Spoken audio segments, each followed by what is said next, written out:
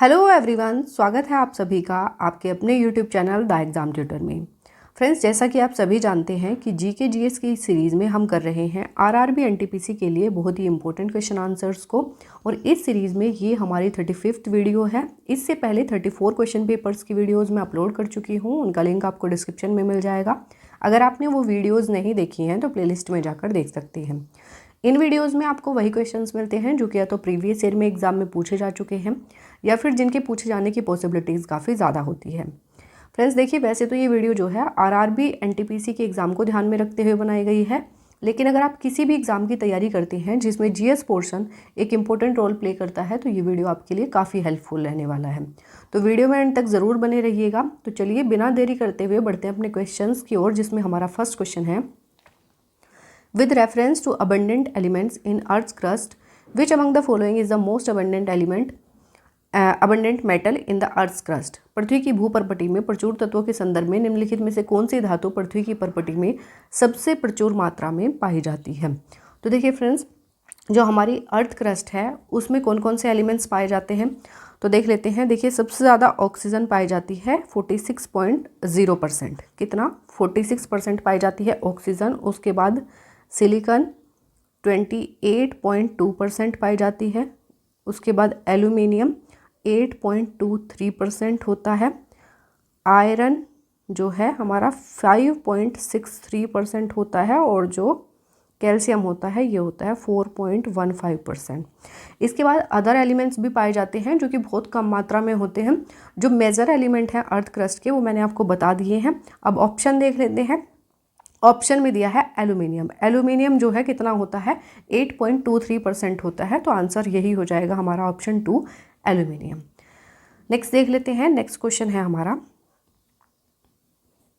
Who is the author of the book lady doctors the untold stories of India's first women in medicine? The lady doctors the untold stories of India's first women in medicine पुस्तक के लेखक कौन है?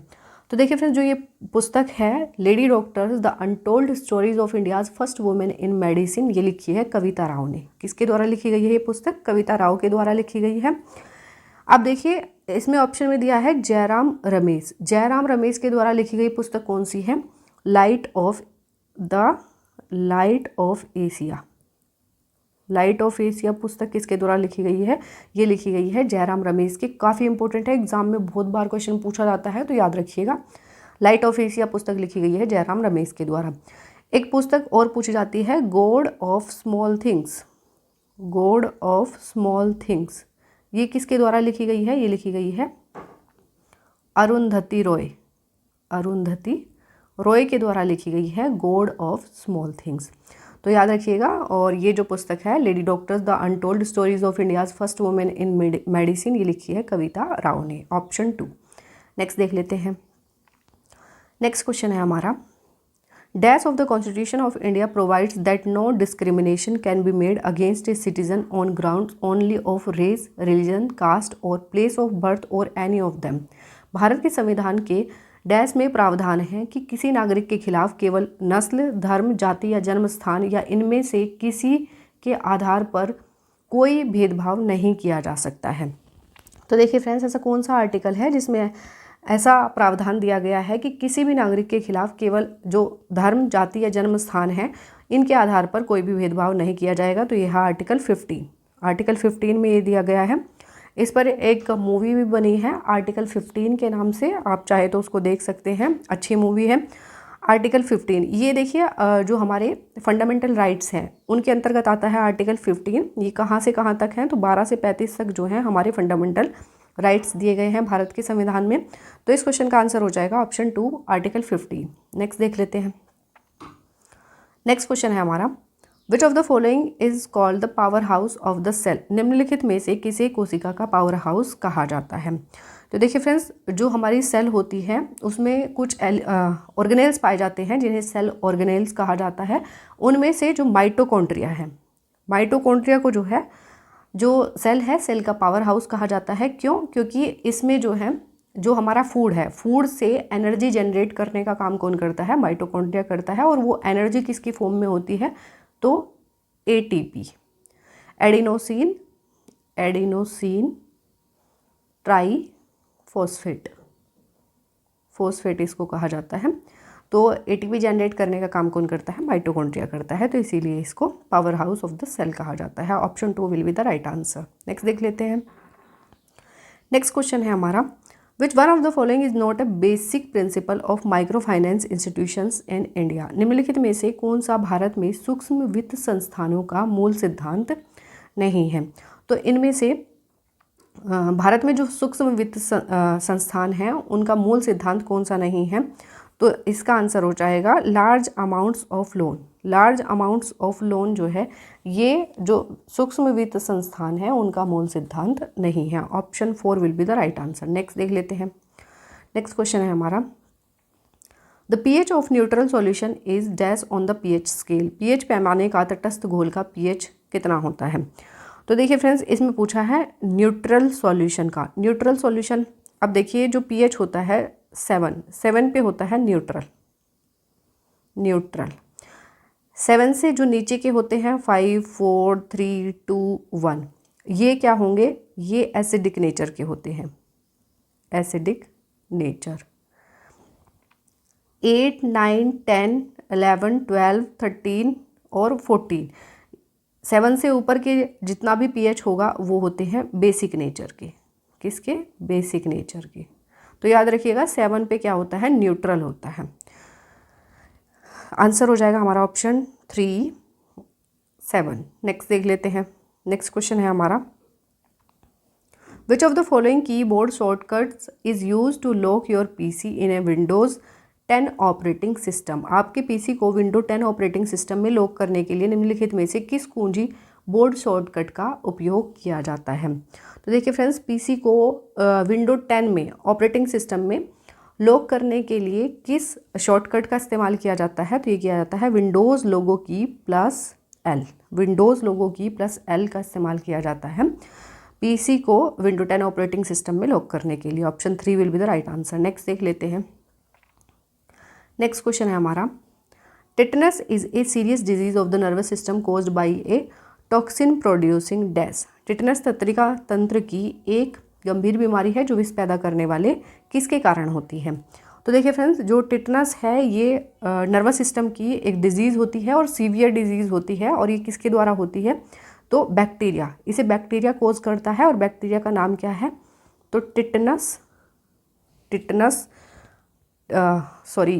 Clostridium टिटनी। Clostridium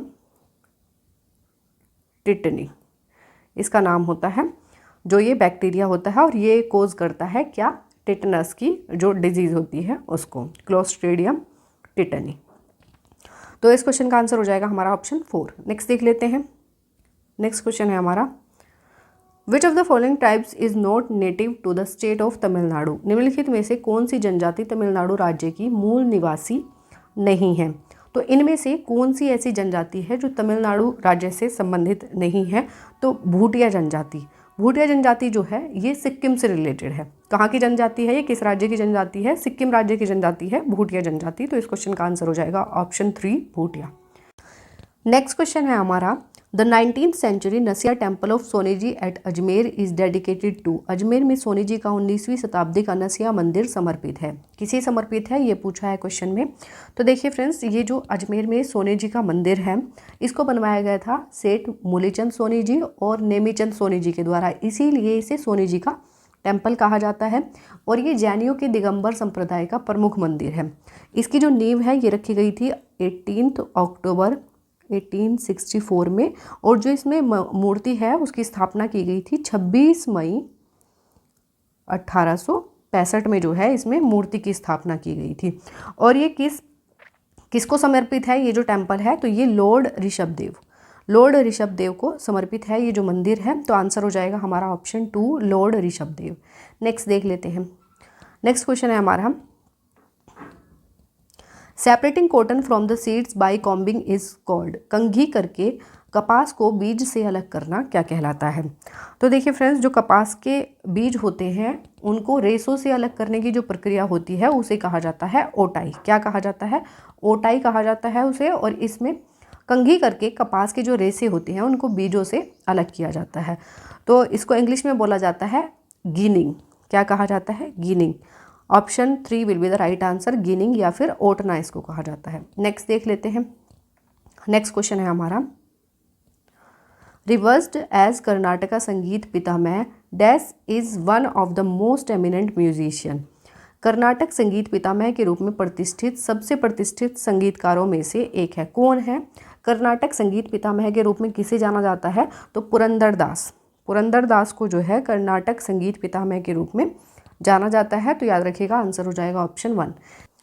next question है हमारा, Jat Jatin is one of the most popular folk dance form of which among the following states. Jat Jatin निम्नलिखित में से किस राज्य का सबसे लोकप्रिय लोक नृत्य है? तो देखिए फ्रेंड्स, जट जटिन लोक नृत्य जो है ये किया जाता है बिहार में। कहाँ पर किया जाता है? बिहार में किया जाता है। बिहार से कुछ और भी क्वेश्चंस बनते हैं, जैसे कि झिझिया। झिझिया लोक नृत्य किस राज्य से संबंधित है? आंसर हो जाएगा बिहार। झूमर, झूमर ये भी किया जाता है कहाँ पर? बिहार में। कजरी, पनवारिया, पनवारिया, विदेशिया, विदेशिया, छऊ, ये सब बिहार से रिलेटेड है। छऊ जो है ये बाकी राज्यों में भी किया जाता है, जैसे छत्तीसगढ़ में, झारखंड में। तो याद रखिएगा, छऊ जो है बाकी राज्यों से भी संबंधित है। छऊ, कटघोड़वा, कटघोड़वा जो है ये भी बिहार में किया जाता है। और जोगिया, जोगिया काफ़ी इंपॉर्टेंट है, ये पूछे जाते हैं एग्जाम में। कजरी, झूमर और विदेशिया, इनसे तो प्रीवियस ईयर में क्वेश्चन पूछे भी जा चुके हैं। तो याद रखिएगा, इस क्वेश्चन का आंसर हो जाएगा ऑप्शन 3 बिहार। नेक्स्ट देख लेते हैं। नेक्स्ट क्वेश्चन है हमारा, in which country is the Ural industrial area located. Ural औद्योगिक क्षेत्र किस देश में स्थित है? तो देखिए फ्रेंड्स, यूराल इंडस्ट्रियल एरिया जो है ये कहाँ पर है, किस देश में स्थित है? ये है रसिया में। कहाँ पर है? रशिया में। Option 4 will be the right answer. Next देख लेते हैं। नेक्स्ट क्वेश्चन है हमारा, after the abolition of industrial licensing in India in 1991 dash is one of the few industries for which it is mandatory to obtain an industrial licence.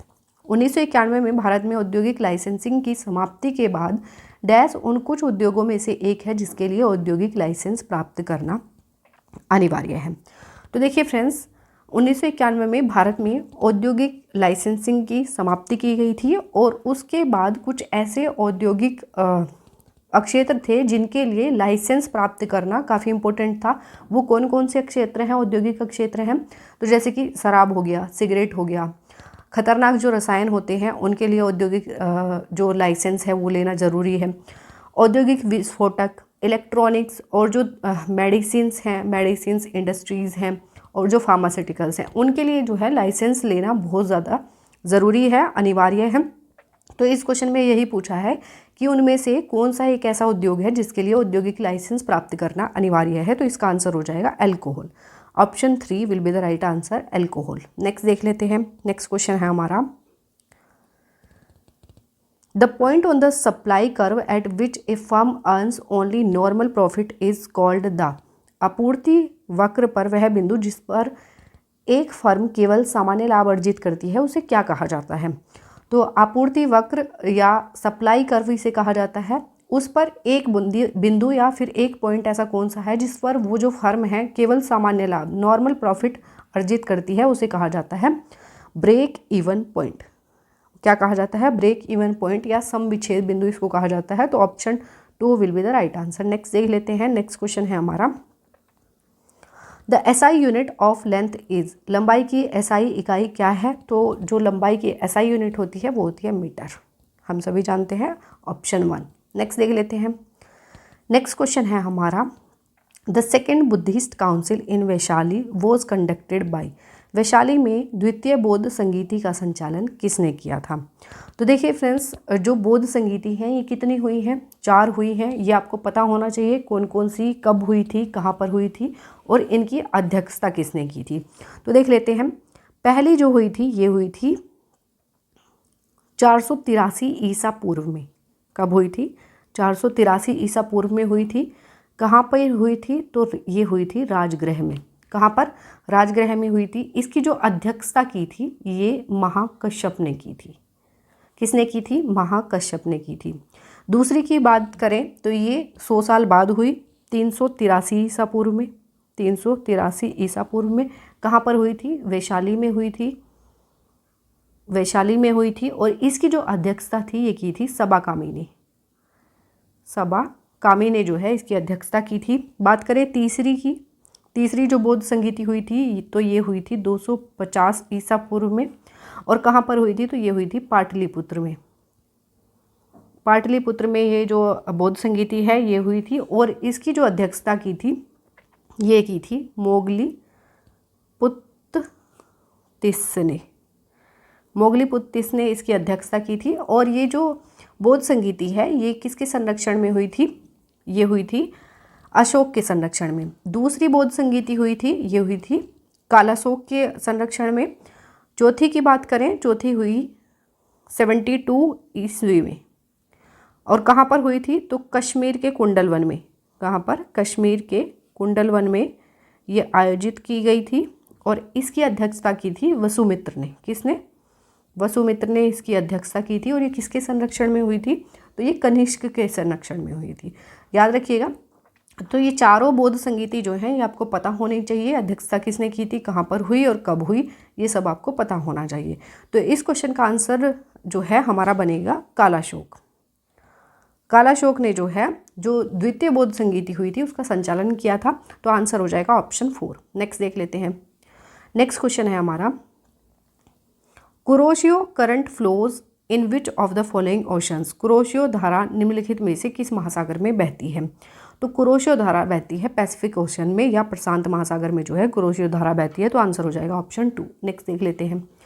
Next question है हमारा, the Prayag Prashasti also known as the Allahabad pillar inscription information achievements, this is achievements of gives about the. Prayag Prashasti जिसे इलाहाबाद स्तंभ शिलालेख के रूप में भी जाना जाता है कि अभिलेखों से जानकारी मिलती। किसके बारे में जानकारी मिलती है प्रयाग प्रशस्ति से? तो समुद्रगुप्त, समुद्रगुप्त के अभियान, उसकी विजय और उसके जो अचीवमेंट्स हैं उनके बारे में जो जानकारी मिलती है वो मिलती है प्रयाग प्रशस्ति से। तो ऑप्शन हो जाएगा हमारा 1 समुद्रगुप्त। नेक्स्ट क्वेश्चन है हमारा, in 1680 Shivaji son dash ascending the throne after his victory in a war of succession against his brother Raja Ram. 1680 में शिवाजी के पुत्र अपने भाई राजा राम के खिलाफ उत्तराधिकार के युद्ध में जीत के बाद सिंहासन पर बैठे। तो देखिए फ्रेंड्स, 1680 में शिवाजी के बड़े पुत्र संभाजी ने अपने भाई राजा राम को हराकर जो है मराठा साम्राज्य पर शासन किया था। तो इस क्वेश्चन का आंसर हो जाएगा ऑप्शन 3 संभाजी। नेक्स्ट देख लेते हैं। नेक्स्ट क्वेश्चन है हमारा, fundamental duties were launched in the Indian constitution by which of the following constitutional amendment. निम्नलिखित में से किस संवैधानिक संशोधन द्वारा मौलिक कर्तव्यों को भारतीय संविधान में शामिल किया गया था? तो देखिए फ्रेंड्स, 42वां संविधान संशोधन हुआ था 1976 में। 42वां संविधान संशोधन 1976 हुआ था, जिसमें जो मौलिक कर्तव्य थे उनको भारतीय संविधान में शामिल किया गया था। और ये शुरू में कितने थे? तो इनकी संख्या जो है 10 थी। कितनी संख्या थी? 10 संख्या थी। इसके बाद 2002 में 86वां संविधान संशोधन हुआ, जिसमें जो 11वां मौलिक कर्तव्य था ये जोड़ा गया भारतीय संविधान में।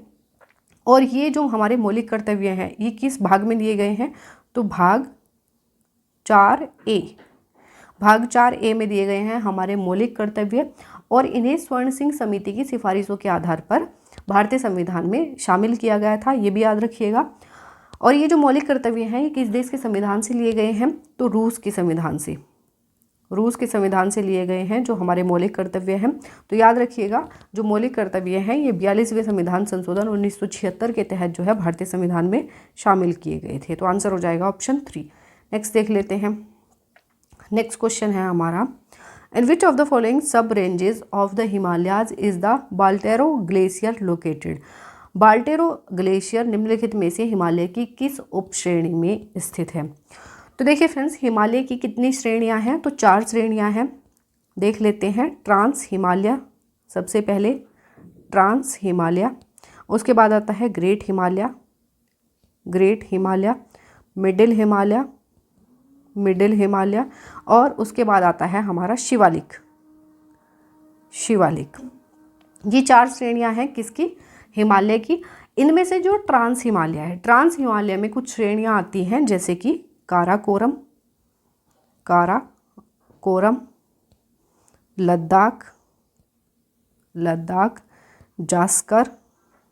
जास्कर और कैलाश पर्वत श्रेणी जो है ये किसके अंतर्गत आती हैं, जो हमारा ट्रांस हिमालय है इसकी जो श्रेणियां हैं काराकोरम, लद्दाख, जास्कर और कैलाश पर्वत श्रेणियां। तो बाल्टेरो ग्लेशियर जो है ये भी किस में है, ये है काराकोरम श्रेणी में। किसमें है, काराकोरम श्रेणी में बाल्टेरो ग्लेशियर स्थित है और काराकोरम श्रेणी किसके अंतर्गत आती है, ट्रांस हिमालय के अंतर्गत आती है। आई होप ये क्वेश्चन आपको समझ में आ गया होगा। Option 2 will be the right answer. Next question है हमारा, what is the definition of fiscal deficit, राजकोषीय घाटे की परिभाषा क्या है। तो देखिए फ्रेंड्स, राजकोषीय घाटा क्या होता है, राजकोषीय घाटा वो होता है जब किसी भी वित्तीय वर्ष में किया गया खर्च या फिर एक्सपेंडिचर जब राजस्व या रिवेन्यू से ज़्यादा हो जाता है उसे कहा जाता है राजकोषीय घाटा या फिर फिस्कल डेफिसिट। तो देखिए इसमें ऑप्शन दिया है excess of total expenditure as compare to total receipts excluding debt. यही हो जाएगा हमारा answer, option 3 excess of total expenditure as compare to total receipts excluding debt. यही क्या है, फिस्कल डेफिसिट की डेफिनेशन है, तो ऑप्शन 3। नेक्स्ट क्वेश्चन है हमारा, which of the following states is the origin of the folk music tradition of Sekuti Jai. निम्नलिखित में से कौन सा राज्य सेकुटी जाई की लोक संगीत परंपरा का मूल है। तो देखिए फ्रेंड्स, सेकुटी जाई लोक नृत्य किस राज्य से संबंधित है, तो ये संबंधित है मिजोरम से। मिजोरम राज्य का लोकगीत है क्या, सेकुटी जाई। तो इस क्वेश्चन का आंसर हो जाएगा हमारा ऑप्शन 2 मिजोरम। सो फ्रेंड्स, ये हमारे 25 क्वेश्चंस यहीं कंप्लीट होते हैं। आई होप ये वीडियो आपको पसंद आई होगी और ये वीडियो आपको अच्छी लगती है, हेल्पफुल लगती है तो वीडियो को लाइक और चैनल को सब्सक्राइब जरूर कर दीजिएगा। मिलेंगे नेक्स्ट वीडियो में नए क्वेश्चंस के साथ, तब तक के लिए wish you all the best, take care and thank you.